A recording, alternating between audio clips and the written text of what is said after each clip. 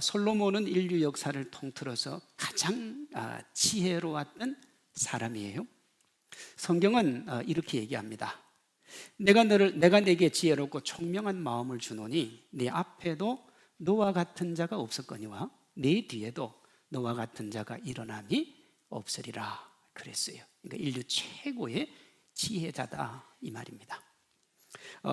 기독교인들만 그렇게 인정하는 것 아니고 예수님 안 믿는 사람들도 솔로몬이 지혜자라는 건 인정을 해요. 우리 컴퓨터가 처음 나올 때요, 그 컴퓨터 이름이 솔로몬이었던 적이 있습니다. 왜? 그만큼 똑똑하고 탁월하다 하는 의미죠. 여기에 더해서 솔로몬은 인류 최대 부자 중에 한 명이었습니다. 요즘 말로 하면 그는 금수저 물고 태어났습니다. 그의 아버지가 다윗인데요, 다윗은 지금 이스라엘 영토보다 한 10배나 큰 영토를 확장시킨 사람이에요. 다윗이 성전을 짓고 싶었는데 하나님이 너는 안 된다 그래서 아들 솔로몬이 짓거든요. 그 솔로몬에게 성전을 지으라고 금을 물려줬는데 요즘 시세로 다윗이 솔로몬에게 물려준 금이 150조 원 정도 됩니다. 어마어마해요. 여기에 솔로몬도 워낙에 타고난 사람이라 자기가 또 엄청난 부를 만들어냅니다. 은금과 왕들이 소유한 보배와 여러 지방의 보배를 나를 위하여 쌓고 또 노래하는 남녀들과 인생들이 기뻐하는 처첩을 많이 두어놓으라 그랬어요. 여러분, 보통 이 정도면요 신을 믿지 않습니다. 아니, 천상천하 유아 독존인데 굳이 신을 믿을 이유가 뭐가 있겠어요? 그런데 솔로몬은 달랐어요. 어린 시절 솔로몬은 누구보다도 신앙이 좋았습니다. 그가 지혜를 받기 전에 하나님이 찾아와서 내가 너에게 뭘 줄까라고 묻습니다. 대부분의 사람 뭘 줄까 하면 자기 욕심이나 자기 유익을 구하잖아요. 근데 솔로몬은 자기 욕심이나 자기 유익을 구하지 않고 내가 왕인데 하나님의 백성을 잘 다스릴 수 있는 지혜를 주십시오, 그렇게 기도를 했어요. 그러니까 신앙도 남달랐던 거죠. 이후에 나이가 들어서 솔로몬이 하나님을 떠납니다. 그때부터 솔로몬은 세상에서 즐길 수 있는 것 다 즐기고 살았어요. 그는 낮의 문화에서 왕으로 황제였고 밤의 문화에서는 쾌락으로 황제였습니다. 솔로몬은 반듯하게 살아가는 이들에게는 성군으로 존경을 받아요. 믿음의 사람들에게는 믿음의 표본입니다. 지혜와 지성을 추구하는 이들에게는 거의 로망에 가깝지요. 부명의 권세로 다른 사람 위에 군림하고 싶은 사람들에게는 솔로몬은 부러움의 대상입니다. 쾌락을 누리고자 하는 이들에게 이 솔로몬보다 좋은 모델은 없어요. 이렇게요, 솔로몬은 긍정적이든 부정적이든 하나님을 믿든 믿지 않든 이 세상을 살아가는 모든 사람들이 따르고 싶은 모델 중에 한 명이에요. 2019년 저스트 선이라고 하는 CEO가 투자의 달인 워런 버핏하고 점심 식사를 했습니다. 그때 그 식사 비용이 얼마였느냐? 54억입니다. 놀라지 않는 것은 여러분에게 그 돈이 없기 때문에 그렇고 그 돈 가지고 밥 먹을 생각이 없기 때문에 그래요. 54억으로 점심 한 끼를 워런 버핏하고 한 겁니다. 그 식사 후에 그가 이렇게 말했어요. 그날 3시간 워런 버핏과의 점심 식사는 54억 원의 가치를 훨씬 능가합니다. 그래서 도대체 뭘 먹어야 54억을 능가합니까? 대부분의 사람은 그 54억 정도면 일평생 먹고 남는 돈이에요. 도대체 54억 원의 식사가 자기가 먹었던 가치를 넘어선다는 의미가 뭘까요? 돈을 벌고서는 워런 버핏의 삶을 통해서 깨달은 인생에 대한 비용, 내가 그걸 듣고 그보다 훨씬 더 많은 가치를 가지게 되었다 하는 뜻이에요.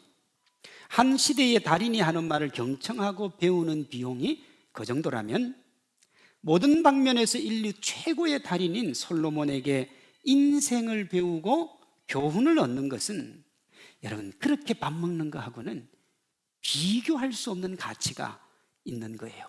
이런 의미에서 세상을 살아가는 누구라도 솔로몬의 눈에 비친 인생과 그의 권면을 경청하며 그 길을 다짐할 가치는 충분한 거죠. 오늘 마음의 문을 열고 모든 사람이 본받기를 원하는 솔로몬의 인생 진단에 귀를 기울이고 또 그의 조언을 잘 들어서 허무하고 헛된 인생 뛰어넘는 멋진 사람들 되시기를 바랍니다. 인류 최고의 지혜자여 최대 부요자의 눈에 비친 인생의 핵심이 뭐냐? 헛되다는 거예요. 2절입니다. 전도자가 이르되 헛되고 헛되며 헛되고 헛되니 모든 것이 헛되도다. 이 한 절에 5번의 헛됨에 대한 얘기가 나와요. 솔로몬의 눈에 비친 헛됨은 한 개인의 삶에서 국가 경영 전체까지 망라를 합니다. 먼저 개인의 수고와 노력이 헛된 거예요. 솔로몬이 보니까 인생이 아무리 수고하고 노력하고 살아도 참 허망하고 헛되더라, 그렇게 이야기합니다. 첫째, 개인이 열심히 한 수고가 엉뚱한 사람에게로 돌아가더라. 어떤 사람은 그 지혜와 지식과 재주를 다하여 수고하였어도 그가 얻은 것을 수고하지 아니한 자에게 그의 몫으로 넘겨주리니 이것도 헛된 것이며 큰 악이로다, 그랬어요. 쉽게 얘기해서 솔로몬이 보니까 죽 쏘서 남 주는 일들이 비일비재하더라는 거예요. 수고는 내가 했는데 그 이익은 다른 사람들이 가지고 가더라요. 둘째, 아무리 힘들게 노력하고 수고하고 달려가도 밑빠진 독에 물붓기처럼 살아가는 사람이 한둘이 아니더라는 거예요. 어떤 사람은 아들도 없고 형제도 없이 홀로 있으나 그의 모든 수고에는 끝이 없도다. 내가 누구를 위하여 이같이 수고하고 나를 위하여는 행복을 누리지 못하게 하는가 하여도 이것도 헛되어 불행한 노고로다, 그랬어요. 솔로몬이 보니까 밑빠진 독에 물 붓는 삶을 살아가는 일들이 비일비재한 거예요. 셋째, 열심과 성실의 삶. 정말 열심히 성실하게 사는데 주변 사람들이 그것 가지고 시비를 거는 거예요. 내가 또 본 적 사람이 모든 수고와 모든 재주로 말미암아 이웃에게 시기를 받으니 이것도 헛되어 바람을 잡는 것이로다. 우리나라 속담에 사촌이 땅을 사면 배가 아프다는 말이 있습니다. 똑같은 말이에요. 자신보다 잘 되는 걸 용납하지 못하는 사람이 엄청나더라. 네 번째, 정직하고 공의로운 삶의 결과가 부조리 하더라는 거예요. 나는 성실하게 살았어요. 나는 정직하게 살았어요. 근데 그 결과가 너무 부조리한 거예요. 내 허무한 날을 사는 동안 내가 그 모든 일을 살펴보았더니 자기의 의로움에도 불구하고 멸망하는 의인이 있고 자기의 악행에도 불구하고 장수하는 악인이 있으니 지나치게 의인이 되지도 말며 지나치게 지혜자도 되지 말라. 어찌하여 스스로 패망하게 하겠는가, 그랬어요. 정의롭고 지혜롭게 의롭게 그렇게 잘 돼야 되는데 그게 아니더라는 겁니다. 솔로몬이 보니까 현실은 너무 힘들고 어렵더라는 거예요. 개인의 수고가 엉뚱한 이에게 돌아가고 가까운 사람이 잘 되면 배 아파하고 정직한 사람이 손해보는 현실. 3000년 전에만 그랬습니까? 오늘날도 마찬가지잖아요. 별반 다르지 않아요. 여러분, 이렇게 개인이 힘들고 어려울 때, 답답할 때, 손해볼 때, 약한 자가 고통을 받을 때 이걸 바로잡아 줘야 되는 게 어디냐 그러면 그게 사회 시스템이라는 겁니다. 그런데 솔로몬이 보니까요, 이 사회 시스템도 부조리하기는 매한가지라는 거예요. 근데 이 말이 왜 중요하냐? 지금 이 이스라엘의 왕이 누구냐 그러면 솔로몬이에요. 자기가 법을 만든단 말이에요. 그리고 최고의 지혜잖아요. 그럼 법을 고치면 되는데 안 되더라니까요. 구조가 이미 그렇게 됐기 때문에. 개인이 이렇게 억울할 때 사회 시스템이 보호를 해줘야 되는데 현실은 그 반대예요. 솔로몬이 보니까 세상의 부조리와 불법이 판을 치는데 공의와 정의, 공정이 뒤죽박죽이더라는 거예요. 세상에서 행해지는 헛된 일이 있나니 곧 악인들의 행위에 따라 벌을 받는 의인들도 있고, 악은 누가 했는데 의인이 벌을 받더라는 거예요. 의인들의 행위에 따라 상을 받는 악인들도 있다는 것이래요. 문제는 이런 일이 만연해 있더라는 겁니다. 솔로몬의 말이에요. 내가 헤아려서 보건대 재판하는 곳 거기에도 악이 있고 정의를 행하는 곳 거기에도 악이 있더라. 여러분, 재판을 왜 합니까? 두 사람의 주장과 정언이 엇갈려 가지고 바로 잡아주려고 재판을 하는 거 아닙니까? 그런데 뭐라고 그러냐? 재판하는 곳에 악이 있더라. 그걸 요즘 말로 뭐라고 하느냐? 유전무죄, 무전유죄. 그 말이에요. 그보다 더 심각한 게 있어요. 정의를 행하는 곳에도 악이 있더라.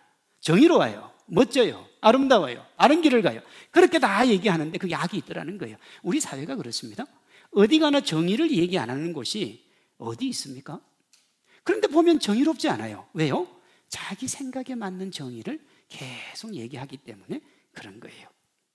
솔로몬이 자기가 왕이어도 바로 잡을 수가 없는 거예요. 그래서 백성들에게 이렇게 권면을 합니다.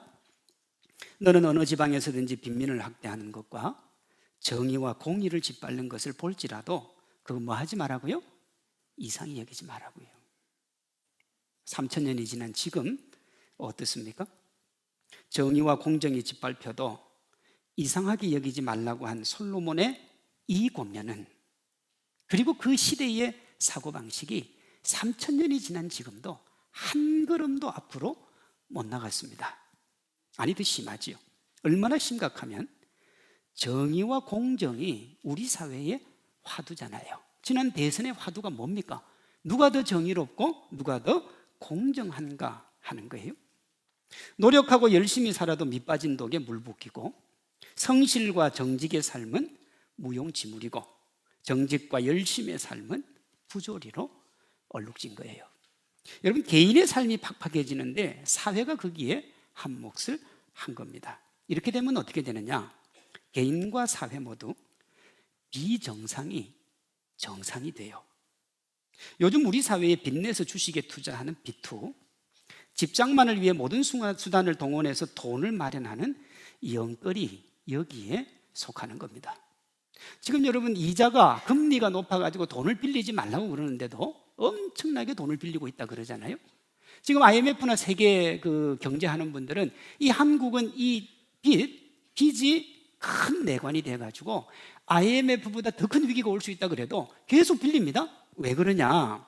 여러분, 비정상이 정상이 되어서 그렇습니다. 어떤 신문에 보니까 한 달에 250배 월급을 버는 젊은이가 외제차를 샀는데 한 달에 갚아야 되는 돈이 170만 원이에요. 250만 원 들어서 170만 원을 갚으면 80만 원 남잖아요. 그럼 그 80만 원 갖고 사는데 기름값이 도대체 얼마입니까? 기본적인 생활조차도 못해서 집에 가면 라면 끓여 먹더라. 그게 비정상이잖아요. 그러면 차를 팔면 돼요? 근데 그걸 안 팔아요. 왜요? 폼 잡고 살아야 되니까. 그 비정상이 정상인 삶이 되어 버린 거예요. 그러니까 뭐가 난무하느냐? 한탕주의가 판을 치고 그것으로 지금을 즐기는 겁니다. 이것이 비투, 영끌, 비트코인에 투자하는 게 우리 사회가 지금 비정상적인 사회에 가까운 거예요. 그렇다면 인류 최고의 지혜자요 부유자인 솔로몬은 이렇게 살아가는 것에 대해서 뭐라고 얘기를 할까 하는 거 아닙니까? 솔로몬은 이렇게 얘기해요. 성실과 정직의 삶이나 공의와 정의를 외치지 말고 비정상이 정상인 것처럼 보이는 삶을 살아라. 그래, 잘 들으셔야 됩니다. 요것만 딱 듣고 그 다음부터 주무시기 시작하면 나중에 문제가 돼요. 어쨌든 솔로몬은 비투 영끌로 한탕 크게 해서 즐겁게 사는 게 맞다 그래요. 사람이 먹고 마시며 수고하는 것보다 그의 마음을 더 기쁘게 하는 것은 없나니, 그가 비록 천년의 갑절을 산다 할지라도 행복을 보지 못하면 마침내 다 한 곳으로 돌아가는 것뿐이 아니냐. 이에 내가 희락을 찬양하노니 이는 사람이 먹고 마시고 즐거워하는 것보다 더 나은 것이 해 아래는 없다 그랬어요. 세상이 부조리해서 되는 것이 없고 제도가 그것을 보완해 주지 못하면 어차피 인생이라고 하는 것이 헛된 것이니까 그 헛된 인생에서 즐기며 낙을 누리는 것이 차선이 될 수 있다 하는 것이 솔로몬의 진단과 대안입니다. 오늘 내가 한 일에 합당한 결과를 가지고 올 수 없고 내일을 알 수 없는 세상, 죽음으로 모든 것이 사라지는 허무함 속에서 인간이 가지는 인생의 낙이 뭐냐? 그게 즐거움을 누리고 사는 거다. 실제 여러분 고단한 인생길에 이렇게 저렇게 다가오는 즐거움들이 삶의 위로와 만족이 되잖아요. 예를 들어서요, 자녀가 성공했다든지 세상에서 얻은 부명의 권세, 그리고 좋은 인간관계의 만남들, 여행, 이런 것들이 인생의 낙이 될 수 있는 겁니다. 실제 즐거움의 낙을 삶의 대안으로 제시했던 솔로몬이요, 그 삶을 살았어요. 실제 자기가 먹고 마시고 누리고 즐기는 삶을 살았다고요. 전도서 2장 4절입니다. 나의 사업을 크게 하였노라.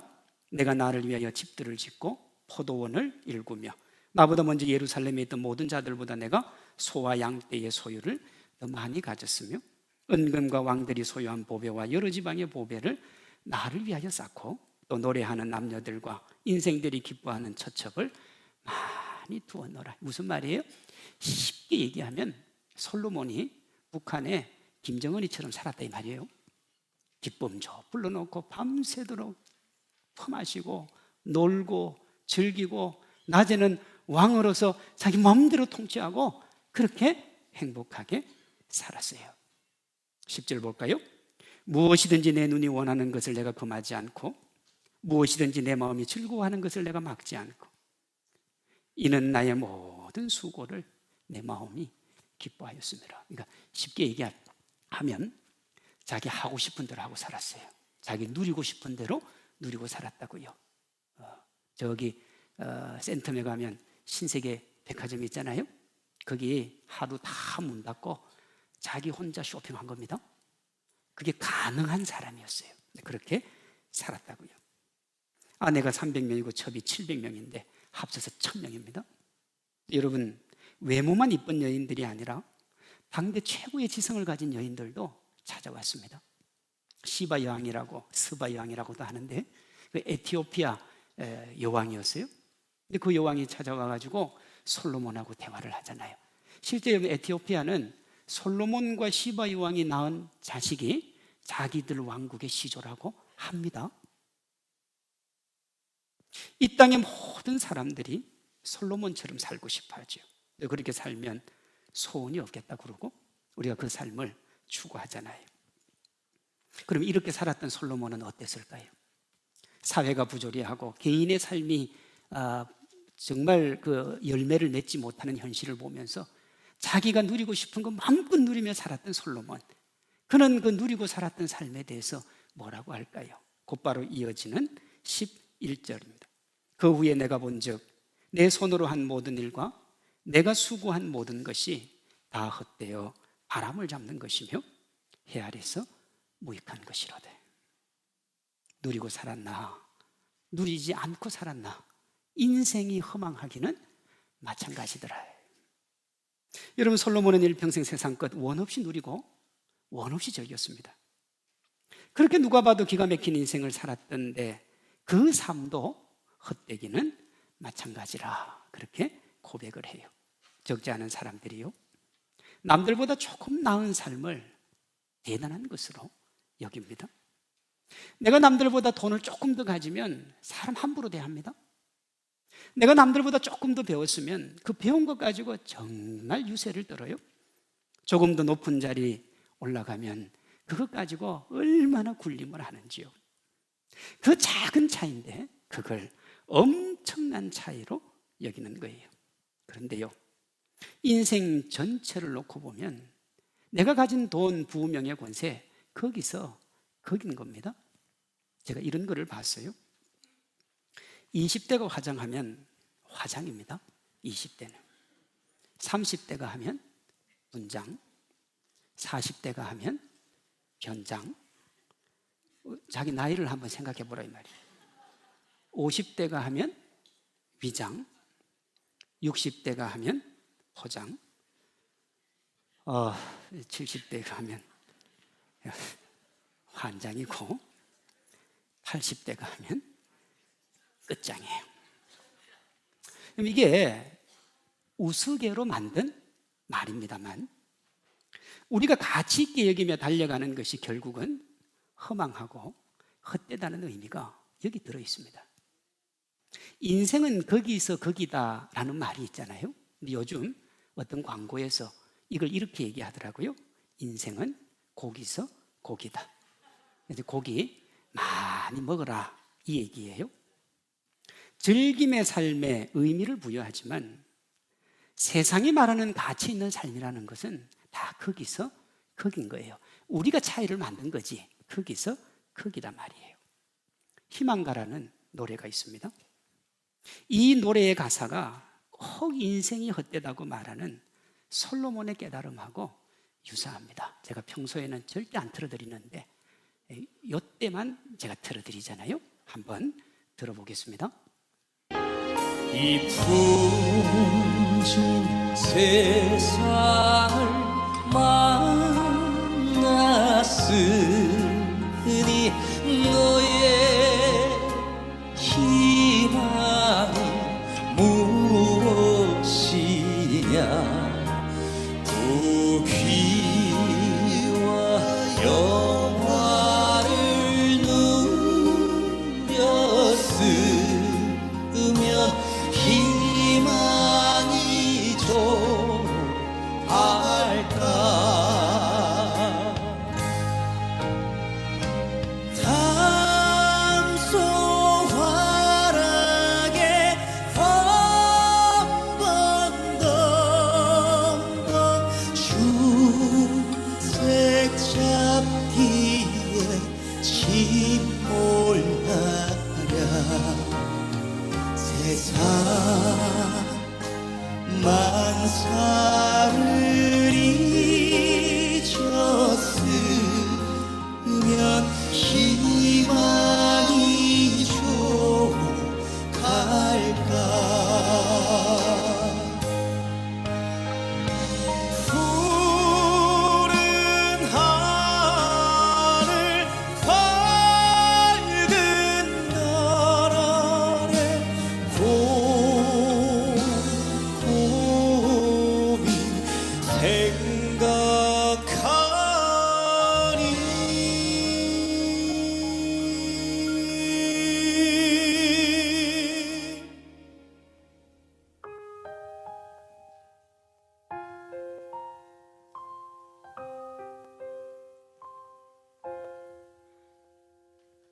또다시 꿈 같도다.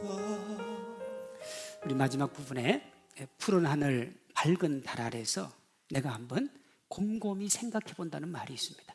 부귀와 영화를 누리고 복되게 산 인생을 어떻게 평가할까 하는 말이에요. 삶에서 얻은 부귀와 영화로 음주 가무 즐기고 웃고 즐기며 산 그 삶의 의미가 뭐냐는 거예요. 그리고 이렇게 대답을 해요. 세상 만사가 춘몽 중에 꿈 같다 그래요. 여기 서포 김만중이 구운몽에서 말한 것처럼 세상에서 얻고 누리는 부귀공명이 봄날 오후에 낮잠에 불과한 일장 춘몽이라는 거예요. 대부분의 사람들이 추구하는 부귀와 영화, 그것으로 누리는 즐거움과 쾌락의 삶이 뭐냐? 덧없이 사라지는 헛되고 허망한 거라는 거예요. 여러분, 어떻게 살아도 그 결과가 허무하고 헛된 삶, 이것이 하나님을 믿지 않는 사람의 인생의 결말이에요. 화장이 영원히 나를 더 빛내는 줄 알고 화장을 하다가 날이 가는 곳, 시간이 가고 세월이 흐르는 것도 모르고 그게 변장이고 위장이고 포장이고 결국은 어느 정신없는 사람으로부터 환장 소리를 딱 듣고 나면 자기 인생을 되돌아보는데 그때는 뭐예요? 인생의 끝자락인 거예요. 이렇게 생을 마감하면 어떻게 되느냐? 여러분 진짜 끝장나는 겁니다. 솔로몬이 끝장으로 끝나가는 자기 삶을 돌아본 거예요. 내가 지혜자요 부혜자로 인생을 살았는데 이제 죽을 때가 돌아보니까 내 인생이 끝장난 인생인 거예요.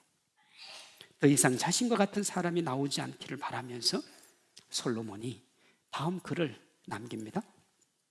일의 결국을 다 들었으니, 지금까지 우리가 들었던 이 말이에요. 일의 결국을 다 들었으니 하나님을 경외하고 그 명령을 지킬지어다. 이것이 모든 사람의 본분이니라. 어떻게 살아도 허망하고 헛된 인생이 허망하지 않을 길이 있는데 그건 하나님과 동행하는 거예요. 솔로몬은 인생의 마지막에서 하나님 없이 사는 삶 전부, 그것이 어떤 삶이었든지 간에 헛되다는 걸 깨닫습니다. 가난하게 살든 부하게 살든 권력을 가지고 살든 가지지 않고 살든 배웠든 배우지 못했든, 그 솔로몬이 그 얘기도 하는 거거든요. 많이 아는 것은 지식과 번뇌와 고뇌를 더한다 그랬어요. 그리고 그렇게 사는 것은 삶을 허비하는 것이요, 자기처럼 너무 늦게 깨달으면 후회와 한숨밖에 남는 게 없다는 것도 깨달은 거예요.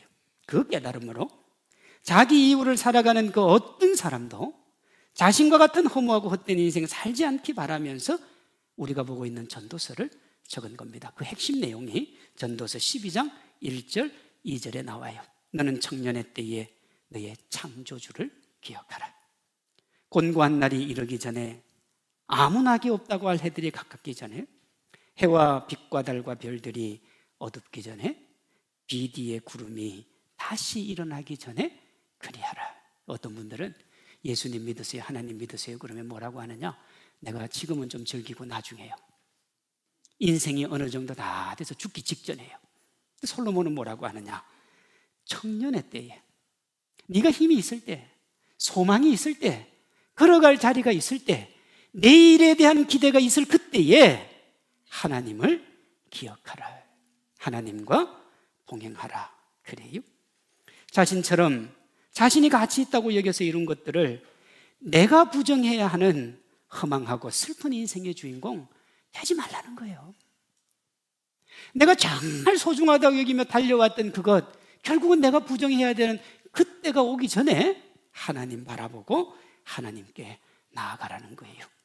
오늘같이 이렇게 기회가 주어졌을 때 하나님을 굳게 잡음으로 가치와 의미 있는 삶의 주인공이 되라는 겁니다.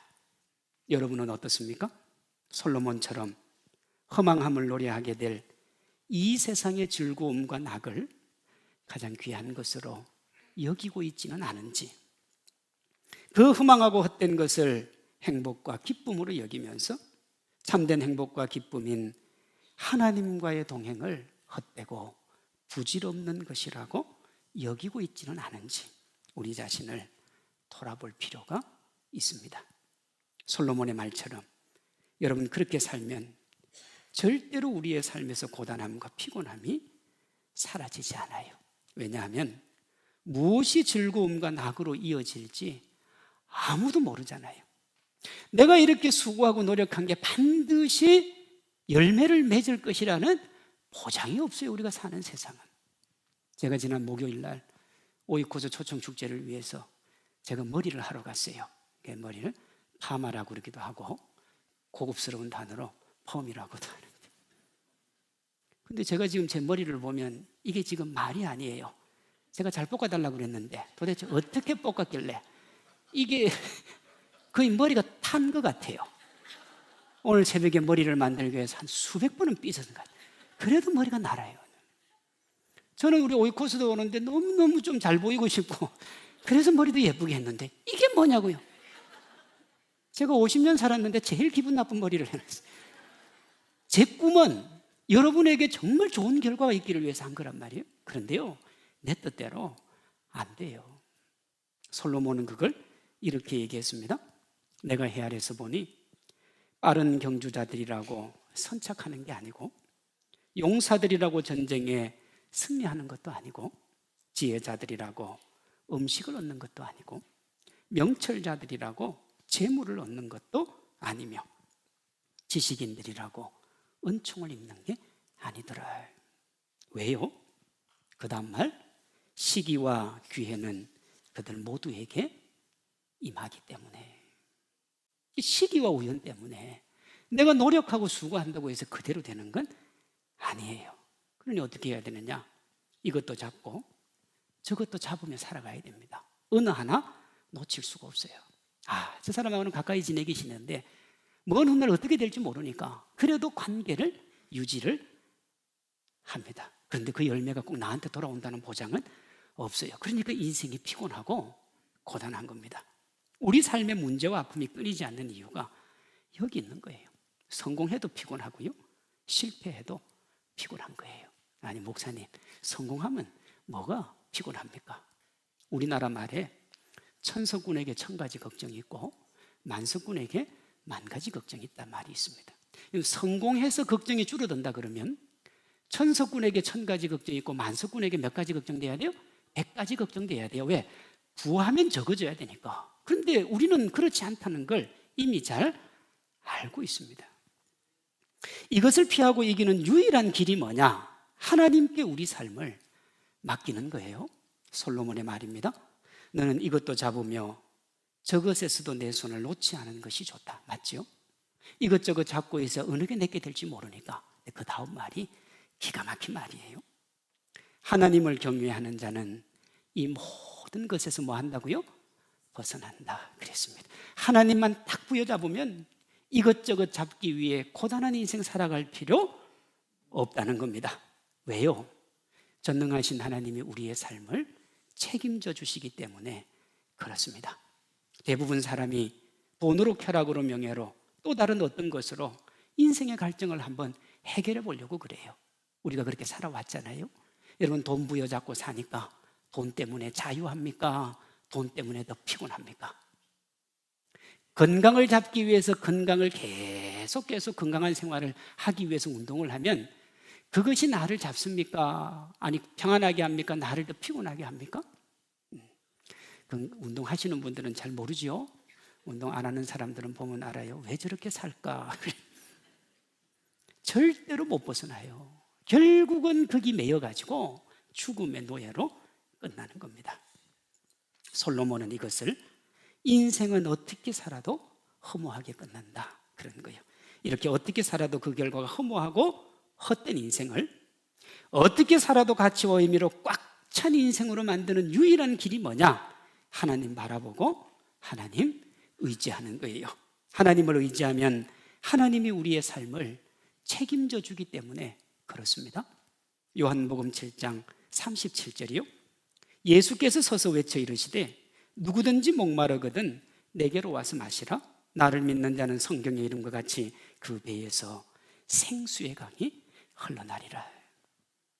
이 자리에 있는 모든 분들이 예수님 믿고 하나님 자녀가 되어서 어떻게 살아도 허무하고 헛된 인생을 어떻게 살아도 가치와 의미로 꽉 찬 복된 인생 살아가시기를 주님의 이름으로 축원합니다.